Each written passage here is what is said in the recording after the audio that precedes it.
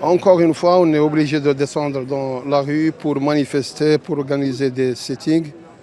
dans l'absence totale d'un dialogue avec le gouvernement. Malheureusement, beaucoup relever les défis auxquels fait face notre pays, soit dans le domaine de la transformation digitale, la sécurité de l'eau, la souveraineté alimentaire ou bien la transition énergétique. Tous ces défis, les relever, ça nécessite une autre politique, une politique qui renforce l'ingénierie marocaine et qui améliore les conditions de travail, d'exercice des ingénieurs pour remédier d'abord, pour faire face à ces défis et d'autre part pour arrêter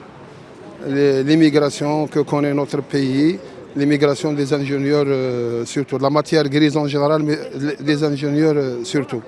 On espère qu'il y ait un dialogue,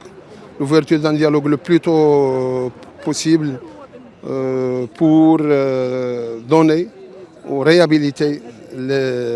l'ingénierie nationale et l'ingénieur. Aujourd'hui, nous tenons une manifestation pour réclamer enfin un certain nombre de droits au profit des ingénieurs marocains, notamment le statut particulier interministériel relatif aux ingénieurs et aux architectes, travaillant au niveau du secteur privé, et puis bien sûr un projet de loi pour mettre en place l'ordre des ingénieurs marocains qui devrait normalement organiser le métier, tout ce qui relate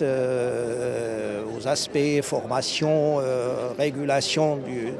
du secteur, notamment l'action privée des ingénieurs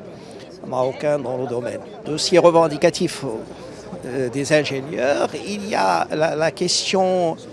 des missions, des attributions de l'ingénieur, aussi bien au sein de l'administration marocaine qu'au niveau du privé. C'est une question qui est transversale par rapport aux trois dossiers. Le volet qui différencie en quelque sorte le métier de l'ingénieur en activité par rapport à d'autres métiers, notamment les administrateurs, les techniciens, etc.